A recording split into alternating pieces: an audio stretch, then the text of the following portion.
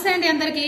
Interlink updates ఏంటండి, ఏం లేవా ఏంటండి, ఇంటర్లింక్ లో కేవైసీ స్లో చేశారా ఏంటండి, ఎవరైతే కంటెంట్ క్రియేట్ చేస్తారో, ఎవరైతే అంబాసిడర్స్ అయ్యారో వాళ్ళకే వచ్చిందా ఏంటండి, వాళ్ళకే వస్తుందా ఏంటి, మాకు రాదా, మేము వేస్ట్ ఇంకా చేయడము, మానేస్తే బెటర్ అంటారా, ఇలా చాలా మంది అయితే క్వశ్చన్స్ అడుగుతున్నారండి. వాళ్ళందరికీ సమాధానం చెప్పాలనుకుంటున్నాను.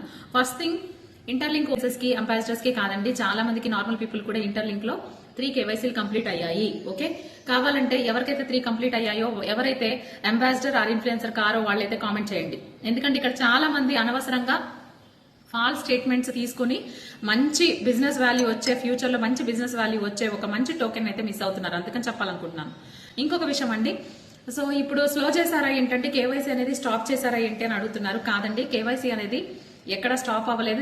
ఎందుకు లేట్ అవుతుందని అయితే చాలా మంది అడుగుతున్నారు. ఇక్కడ మీకు ఒక విషయం అర్థం కావాలి. ఏంటి అని అంటే, ఒకేసారి కేవైసీ అందరికి రాత్రికి అయిపోతే ఎలా ఉంటుందో జస్ట్ ఇమాజిన్ చేసుకోండి. పై నెట్వర్క్ లో కూడా సేమ్ ఇష్యూ అయితే ఇలాగే అయిందనమాట. పై నెట్వర్క్ లో ఒకేసారి డంప్ అయిపోయింది వాల్యూ అనేది. అలా అవ్వకూడదనే మన ఇంటర్లింక్ వాళ్ళు చాలా జాగ్రత్తగా తీసుకెళ్తున్నారు. అంతేకాని ఇక్కడ మరే ఉద్దేశం లేదు.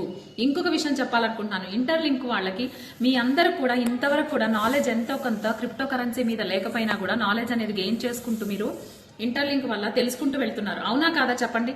సో మరి ఇంటర్లింక్ ద్వారా మీరు తెలుసుకున్న నాలెడ్జ్ ఇంకా కొంత నాలెడ్జ్ ఇవ్వాలి అనే ఒక ఉద్దేశంతోనే మీకు కేవైసీ విషయంలో కొంచెము నిదానం అయితే అయింది, ఒప్పుకుంటాను. అంతేకాని స్టాప్ అయితే అవ్వలేదండి. మీరైతే దయచేసి కూడా ఇంటర్లింక్ కేవైసీ విషయంలో ఫెయిల్ అయిందని అలా అయితే అనడం మానేయండి. ఎందుకంటే మనకి ఇక్కడ నాలెడ్జ్ అనేది ఉంటే కొంచెం ఆటోమేటిక్ గా మనము ఏం చేస్తున్నాము, ఏం చేయాలి, ఫ్యూచర్ లో ఇంటర్లింక్ ని, ఐటీఎల్ ని ఎలా మనం సేవ్ చేసుకోవాలనే ఒక క్లారిటీ మీకు వస్తుంది.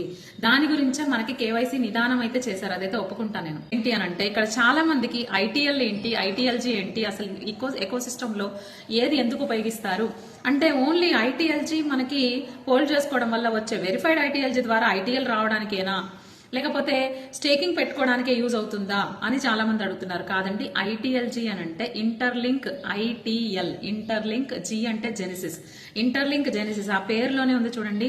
ఒక ఇల్లు కట్టాలంటే ఎలాగైతే ఫౌండేషన్ చాలా ఇంపార్టెంటో, అలాగే ఇక్కడ ఈ జెనిసిస్ టోకెన్ ఐటీఎల్జీ అనేది కూడా అంతే ఇంపార్టెంట్. మీరు ఇదొకటి గమనించాలి. రేపటి రోజున మీకు ఐటీఎల్జీ ద్వారా మీరు ఆల్రెడీ డిఏఓ ఓటింగ్ చేస్తున్నారు కదా, ఆ ఓటింగ్ ఐటీఎల్జీ ఎంత హోల్డ్ ఎక్కువ చేశారో వాళ్ళకే డిఏఓ ఓటింగ్ ఉంటుంది.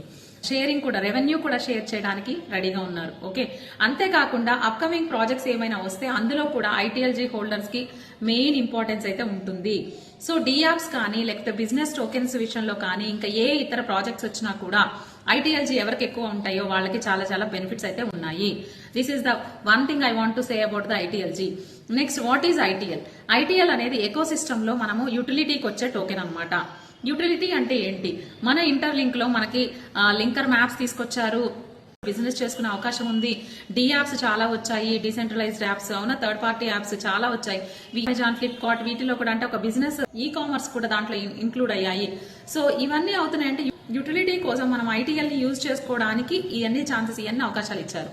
ఐటీఎల్జీ మనకి ఎకో సిస్టమ్ లో మనకి ఒక స్ట్రాంగ్ గా గవర్నెన్స్ టోకెన్ అని అయితే చెప్పొచ్చు మనకి ఐటీఎల్జీ. ఓకే, ఇలా రెండు కూడా మనకి ఎకో సిస్టమ్ లో చాలా ఇంపార్టెంట్. ఒక చిన్న క్వశ్చన్ అడుగుతాను, లాస్ట్ అండ్ ఫైనల్ గా మీరే చెప్పాలి. కాయిన్ వచ్చిన వెంటనే మనకి ఏమైనా ప్రైస్ అనేది పెరిగిపోయిందా?